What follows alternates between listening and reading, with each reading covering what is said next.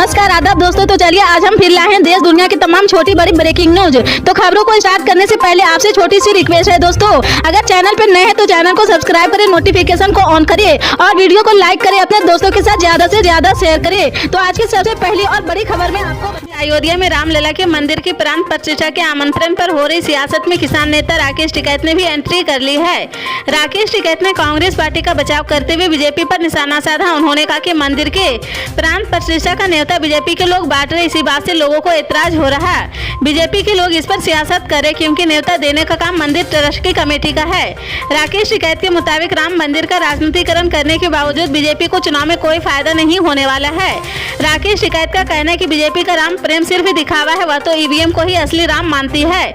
BJP का मानना है कि राम नहीं बल्कि ईवीएम ही उसकी नैया पार लगाएगी। बीजेपी के लोग ईवीएम से छेड़खानी कर चुनाव जीते हैं। ईवीएम के भरोसे ही 400 सीटें जीतने का दावा किया जा रहा।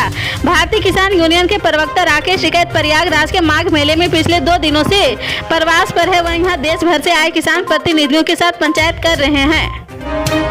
नवाबी मस्जिद परिसर में सील बंद क्षेत्र को सुप्रीम कोर्ट ने खोलने का आदेश दे दिया है। हिंदू पक्ष का दावा है कि सील बंद क्षेत्र में शिवलिंग विराजमान है और उसी क्षेत्र में बहुत सारी मछलियां मर गई है। ऐसे में उसके साफ सफाई की जरूरत है। सील एरिया पे वजू खाना है जहां मुस्लिम समुदाय के लोग मस्जिद में नमाज से पहले वजू किया करते थे। सुप्रीम कोर्ट के आदेश के बाद इस एरिया को मई 2022 में बंद किया गया था। यहाँ एक तालाब है और उसी तालाब की सफाई होनी है। हिंदू पक्ष के वकील विष्णु शंकर जैन ने बताया कि सुप्रीम कोर्ट ने सीलबंद एरिया को खोलकर उसकी सफाई को मंजूरी दी है।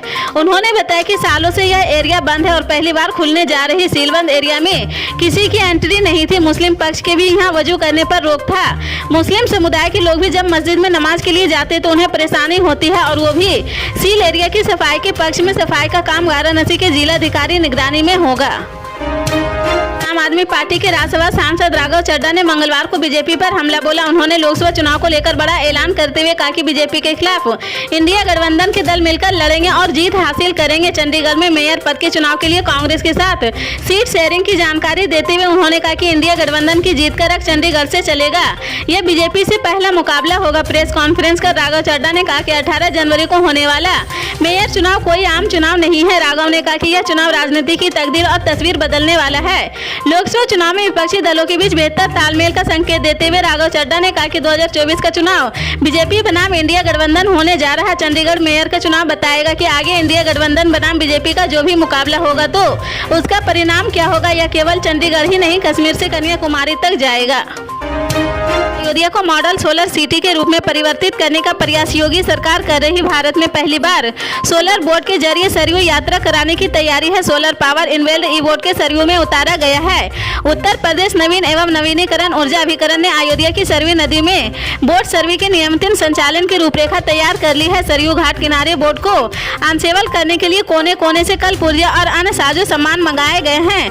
फिलहाल एक बोट को कंप्लीट करने के बाद टेस्टिंग फेज की प्रक्रिया जारी है। माना जा रहा है कि 22 जनवरी को श्री राम जन्मभूमि मंदिर में होने वाले प्राण प्रतिष्ठा कार्यक्रम के पहले मुख्यमंत्री योगी आदित्यनाथ बोर्ड का उद्घाटन कर सकते हैं। आगे आने वाले दिनों में बोर्ड का नियमित संचालन हो सकेगा। भारतीय कुश्ती महासंघ को निलंबित किए जाने को लेकर सूत्रों ने मंगलवार को बताया कि इस फैसले को चुनौती नहीं दी जाएगी। न्यूज एजेंसी पीटीआई के मुताबिक सूत्रों ने कहा कि WFI खेल मंत्रालय के फैसले को चुनौती नहीं देगा। ये ऐसे समय में सामने आ रहा है जब निलंबित WFI मंगलवार को दिल्ली में अपने कार्यकारी समिति की बैठक करने जा रहा।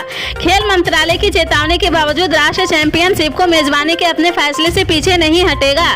निलंबित WAI के मध्य संजय सिंह ने न्यूज एजेंसी पीटीआई से सोमवार को बात करते हुए कहा था कि हम बैठक कर रहे हैं। मुझे उम्मीद है कि सभी मान्यता प्राप्त इकाइयां बैठक में भाग लेगी। हम पीछे नहीं हटेंगे। राष्ट्रीय चैंपियनशिप की मेजबानी का निर्णय AGM में लिया गया था। सदस्य फैसलों पर चर्चा करेंगे और इनकी पुष्टि करेंगे।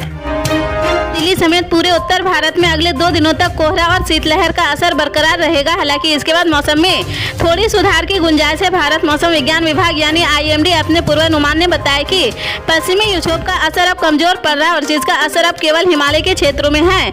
विभाग ने बताया कि 2 दिन के बाद न्यूनतम तापमान में थोड़ा सुधार होगा। IMD के वैज्ञानिक सोमा सेन ने कहा कि अभी पश्चिमी विक्षोभ से जुड़ी मौसम की स्थिति रहने वाली है, वह भी खासकर पश्चिमी हिमालय के क्षेत्र। हालांकि मैदानी इलाके में इसका असर नहीं नहीं होने वाला है। कोहरे की स्थिति बनी रहेगी। कोहरे के कारण दिन में काफी ठंड रहती है। कोहरा ही वह वजह है जिससे सड़क, रेल यातायात और हवाई उड़ान प्रभावित हो रहा।